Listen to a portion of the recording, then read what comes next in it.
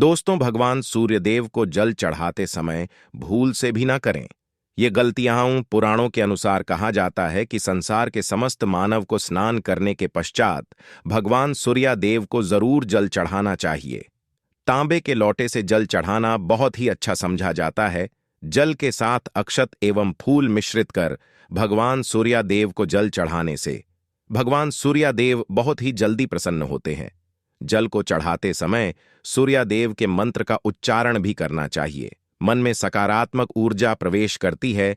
जिन लोगों का स्वास्थ्य अक्सर खराब होता है, यदि वे लोग हर सुबह स्नान करने के उपरांत भगवान सूर्यदेव को जल चढ़ाते हैं तो उनको स्वास्थ्य से संबंधित जितनी भी समस्या होती है उन सभी का निवारण हासिल हो सकता है। बहुत से लोगों की कुंडली में सूर्य की दशा ठीक नहीं होती। इन लोगों को जरूर ही रोजाना स्नान करने के पश्चात भगवान सूर्यदेव को जल चढ़ाना चाहिए। इससे उनके घर में जो भी खराबी है उसमें सुधार सकता है। सवाल यह है कि सूर्य भगवान को कैसे जल चढ़ाएं एवं कब जल चढ़ाएं। चलिए अब हम बात करते हैं कि भगवान सूर्यदेव को जल चढ़ाते समय किन बातों का ध्यान रखना चाहिए। यदि आप भगवान सूर्यदेव को जल चढ़ाते समय ये गलतियां कर रहे हैं तो भगवान सूर्यदेव को जल चढ़ाना और ना चढ़ाना एक समान है। आइए जानते हैं भगवान सूर्यदेव को जल चढ़ाते समय होने वाली गलतियों के बारे में। हो सकता है कि इन्हीं गलतियों के कारण आपके सूर्यदेव को जल देने से भी आपको किसी भी तरह का कोई लाभ हासिल नहीं हो पा रहा है। परंतु दोस्तों, उससे पहले आपसे रिक्वेस्ट करते हैं कि वीडियो को लाइक जरूर करिएगा, दोस्तों को शेयर कर दीजिएगा।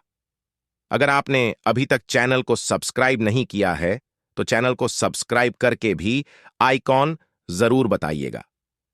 सबसे पहली बात, पूर्व की ओर मुख रखे भगवान सूर्यदेव को हमेशा पूर्व की ओर मुख रखकर जल चढ़ाना चाहिए।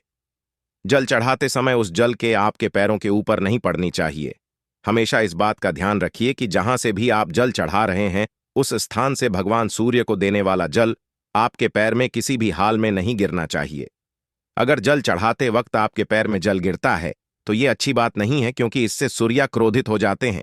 भगवान सूर्यदेव को जल चढ़ाते समय भगवान सूर्यदेव के इस मंत्र का करे, ओम सूर्याय नमः। दूसरी बात, बिना स्नान किए जल चढ़ाए। भूल से भी यह गलती ना करें, बिना स्नान किए भगवान सूर्यदेव को जल चढ़ाएं। भगवान सूर्यदेव को स्वच्छता बेहद ही पसंद है।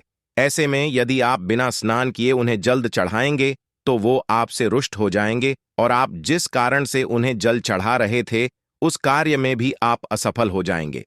तीसरी बात, ताम्र फैशन चल रहा है। प्लास्टिक का किसी भी तरह की चीजों से भगवान सूर्यदेव को जल बिल्कुल भी अर्पित न करें। इसके स्टील, पीतल, कांच इत्यादि पत्रों का भी उपाय न करें। भगवान सूर्यदेव को जल चढ़ाने के लिए हमेशा ताम्रपत्र का उपाय करना चाहिए। इसके पीछे वैज्ञानिक कारण यह भी है कि सूर्यदेव की उष्णता से प्लास्टिक से कुछ जहरीली गैसें निकलती हैं जो हमारी सेहत के लिए भी अच्छी नहीं होती। चौथी बात, ब्रह्मा मुहूर्त में ही अर्पित करें जल। कोशिश करें कि ब्रह्मा मुहूर्त में ही आप भगवान सूर्यदेव जल अर्पित करें। ब्रह्मा मुहूर्त का समय अर्थात सुबह के 3 बजे। 5 बजे के समय भगवान सूर्यदेव को जल अर्पण करने का सबसे अच्छा समय समझा जाता है। जल चढ़ाने से पूर्व आपकी नियमित क्रियाकलाप भी पूर्ण होनी चाहिए। आप स्वच्छ वस्त्र पहनकर ही सूर्य को अर्घ्य दें। ऐसा करने से 9 ग्रह की कृपा जल चढ़ाने वाले व्यक्ति के ऊपर सदैव बनी रहती है।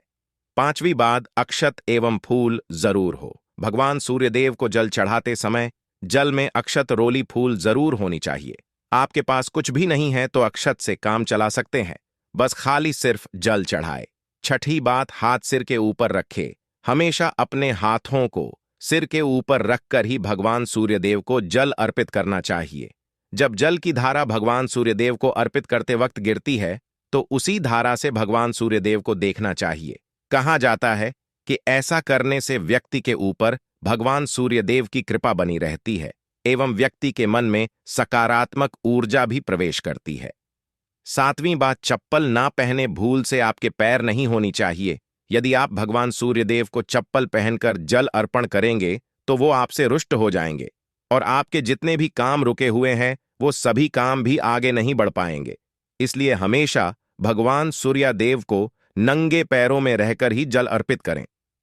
8वीं बात, रविवार के दिन जरूर जल चढ़ाएं।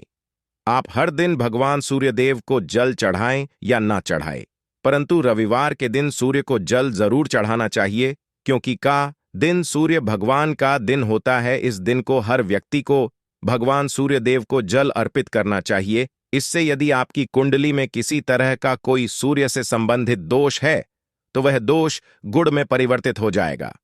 9वीं बात, सादा भोजन ले।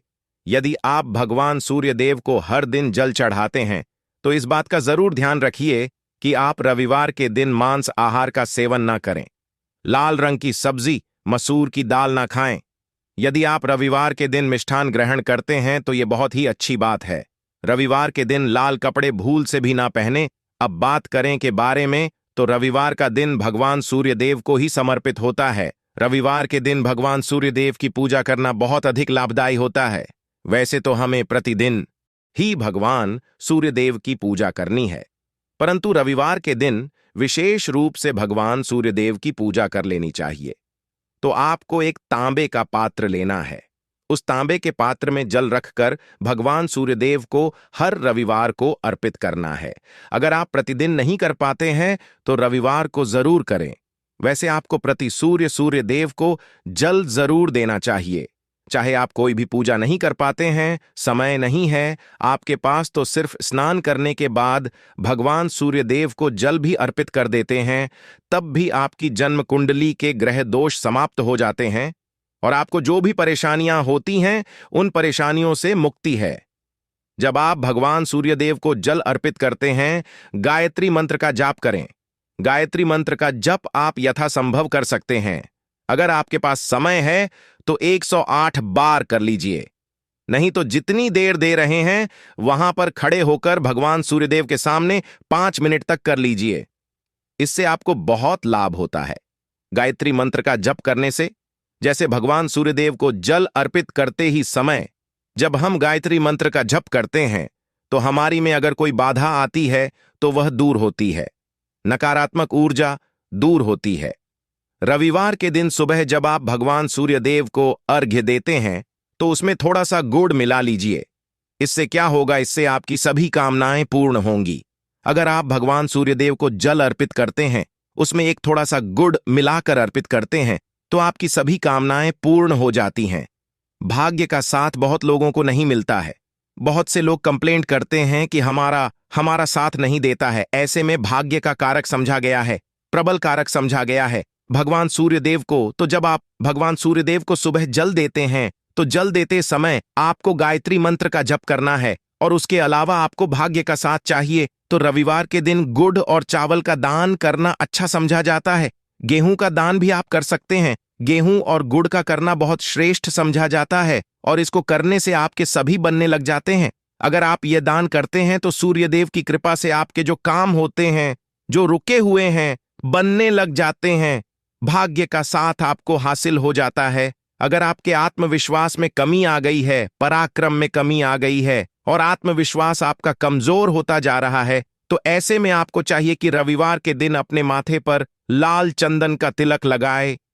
लाल चंदन जल में डालकर भगवान सूर्यदेव को अर्घ्य दे और अपने माथे पर भी आपको लाल चंदन लगाना है। जब आप जल देते हैं भगवान सूर्यदेव को, तब आप उसमें लालच करते हैं, तो उसके बाद उस तांबे के पात्र में थोड़ा सा जो लाल चंदन है वो किनारे पर लगा होता है। जब हम कोई भी वस्तु डालकर अर्पित करते हैं तो किनारे पर थोड़ा सा अलग ही जाता है। उस पात्र से ही अनामिका उंगली में आपको लाल चंदन लेना है और इसे अपने मस्तक पर लगाना है। अगर आप ये प्रतिदिन करते हैं तो निश्चित बहुत शीघ्र आपके आकर्षण में वृद्धि होती है। आपके सभी काम बनने लग जाते हैं। आप अगर व्यापार करते हैं तो आप जिनसे भी करते हैं, जिनसे भी आपका व्यापार है, जिनसे भी आपका व्यापारिक रिश्ता है, बहुत मजबूत स्थिति में होता है। आपके मान सम्मान के साथ आपके आत्मविश्वास में भी वृद्धि होती है। सूर्यदेव की कृपा पाना चाहते हैं तो लाल मसूर की दाल किसी ब्राह्मण को रविवार के दिन दान कीजिए। अगर ब्राह्मण को लाल मसूर की दाल दान करते हैं तो इससे आपके जन्म कुंडली के ग्रह दोष दूर होते हैं। ये आप 7 रविवार कर लीजिए, जैसे कि आप दान करते हैं। अब जैसे इस रविवार से आपने शुरू किया तो 7 रविवार लगातार कर देंगे तो आपको बहुत शीघ्र लाभ हो जाता है। ग्रह दोषों से मिल जाती है। रविवार के दिन गुड़ खाकर किसी काम पर निकलना चाहिए। जैसे प्रातःकाल आप थोड़ा सा गुड़ खा लेते हैं तो इससे भगवान सूर्यदेव बलि हो जाते हैं। और गुड़ और चावल से बनी हुई खीर अगर आप भगवान सूर्यदेव को चढ़ाते हैं तो इससे दिल भी बहुत अच्छा हो जाता है। भगवान सूर्यदेव को अर्पित करने के बाद आप ये खीर प्रसाद स्वरूप वह भी खा सकते हैं और परिवार के सभी लोग खा सकते हैं। इससे आपकी तरक्की होती है, जीवन में आपको सफलता की प्राप्ति होती है। व्यापार हो, नौकरी हो, हर जगह आपको तरक्की मिलती है। और अगर आपके घर में बहुत समय से बीमार है तो उनसे कि वो भगवान सूर्यदेव को तांबे के पात्र में रोली और लाल फूल डालकर अर्पित करें। लाल फूल आप कोई भी ले सकते हैं, गुलाब का, गुड़हल का, जो भी लाल पुष्प उपलब्ध हो उसको तांबे के पात्र में डालकर थोड़ी सी रोलियां, लाल चंदन डाल सकते हैं।